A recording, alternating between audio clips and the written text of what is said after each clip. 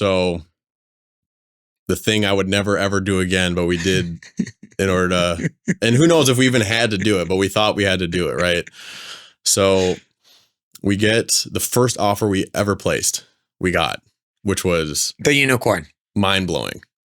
Like we thought like, all right, we've done our due diligence. We think we have our team in place. Like let's start placing offers and we'll figure out, what we get, whatever broker's gonna be dumb enough to convince sellers to let the rookies take down multifamily project. Because that's very hard to do because it's not like they're just, do you know what I mean? Because they look at your track record, your experience. We have none. None. And we're honest about it too. Like you don't want to integrity. Yeah. And like our whole sales pitch we are young hustlers.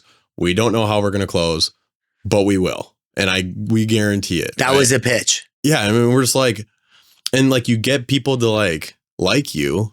Right. And you get them invested in your success. Then the brokers would be like, hey, you know what? Like this guy's offer is the same as this guy's offer. These guys don't have a track record, but like, I really like them. Like they're hungry. Like if you go with them, like I can't guarantee they're going to close, but they're guaranteeing it, which like, and then you get a seller who's like, hell yeah. And so like we wrote like this big letter, like to the seller. It's like, hey, like this is who we are, like photos, background. Like I went to Iowa State. Like I'm not from the area, but like I went to school in the area. Like you're not selling it to BlackRock. You're selling it to Morgan and Dan.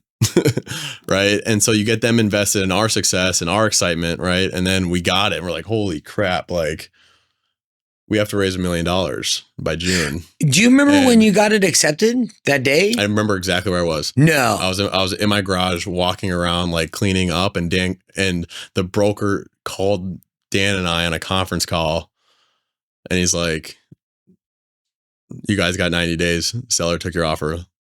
And I'm just like trying to contain my excitement, like as if this was expected. I'm just like, oh, okay. Like you're being cool, calm, and collected. I was like, oh, this is great. Awesome. We'll get.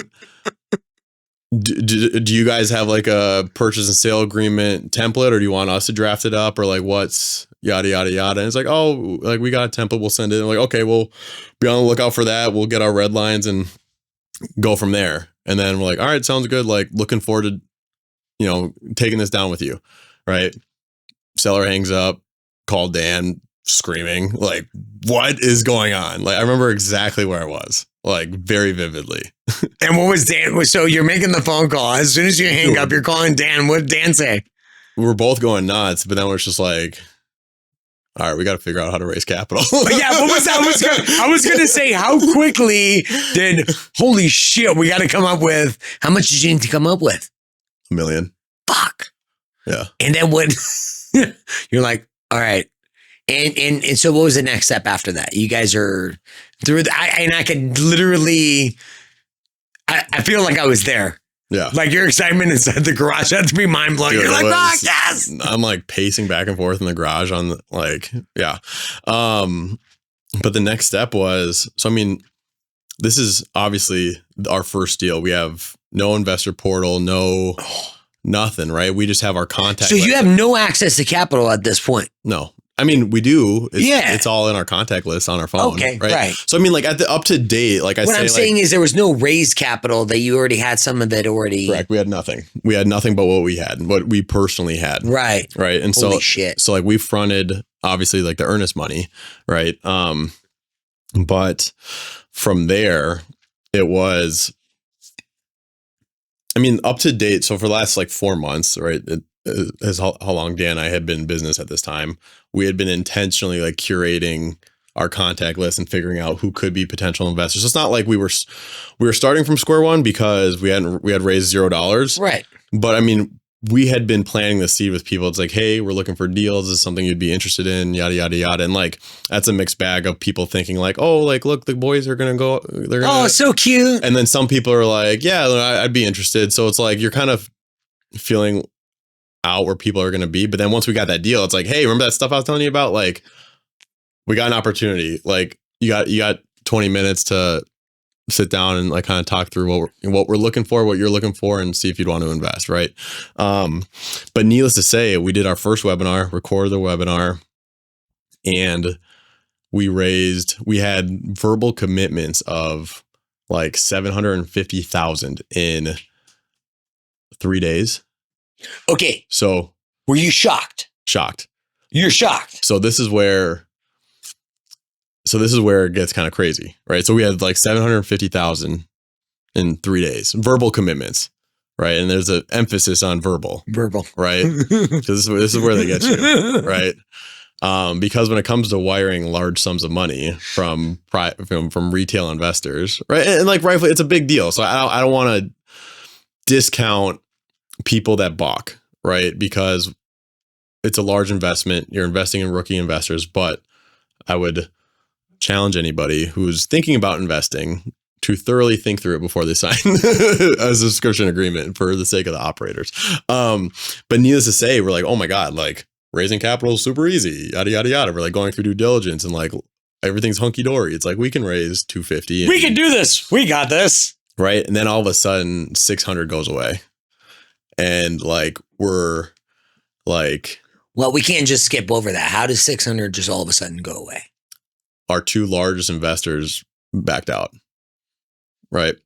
And so now all of a sudden we went from, 80% done to about 15% done with this raise. And we've like been like very, I don't want to say lackadaisical, but it's been a pretty low stress raise up until this point. But meanwhile, a month, 90 days. Well, a month has gone by, right? 60 days. Yeah, we're down to like 60 days. And so now it's like, oh crap. And so we're trying to figure out, it's like, how can we make this more enticing for potential investors?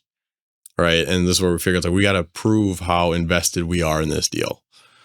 Right. And also, we also have to show that we're going to give their money back via distributions as fast as possible. So, and this is where I would recommend nobody ever do this. We negotiate. Tip of the day from Morgan. Don't do this. Don't do this. Warning label has been given. We negotiated for an amendment to the purchase agreement to allow our crews to start construction during escrow.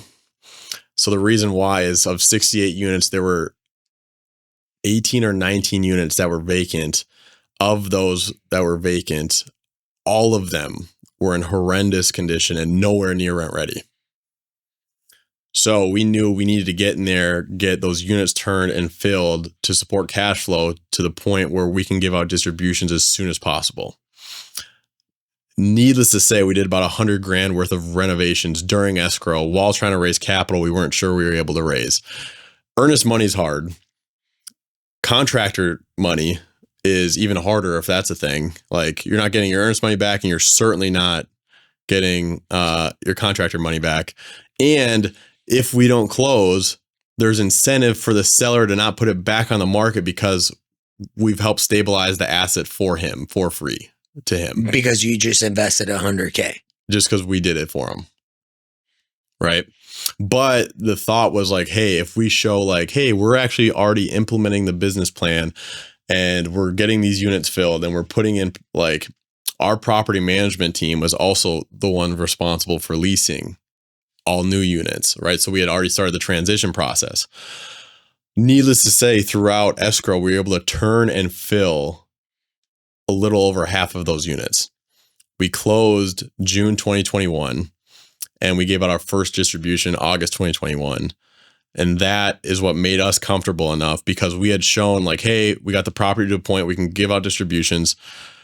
There's another project we got under contract September 2021, 106 units, raised $2 million on the heels of that first raise and closed before the close of the year. Might as well, right? Might as well. You had bet. But it's great. Yeah, but like, had we not raised the capital or not been able to secure the debt, we would have lost $140,000. Was that the earnest money deposit? And plus the renovations, you have 40 plus the 100. Yeah. Wow. Talk about rolling. I mean, you went all in. It's crazy. Yeah. I can't even imagine how much anxiety. How did you deal with the anxiety and the stress of like, you've never done this before? Carefully. Carefully. I wish I had a better answer, but carefully. If you enjoyed what you saw, like, share, comment, and forward to someone that this will bring value to. Thank you so much for all the support. We appreciate it.